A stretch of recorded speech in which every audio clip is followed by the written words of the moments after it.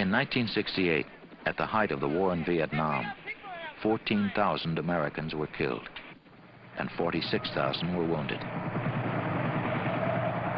That same year, another 14,000 Americans were killed. But those lives were lost right here in the United States because those American men and women were killed at work, on the job. Another 2.5 million American workers suffered disabling injuries. That's 54 times the number of people we had wounded in Vietnam that year. The subcommittee will be in order.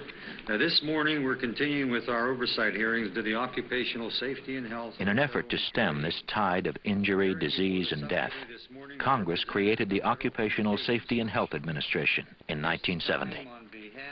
In creating OSHA, Congress affirmed the right of every working man and woman to safe and healthful working conditions.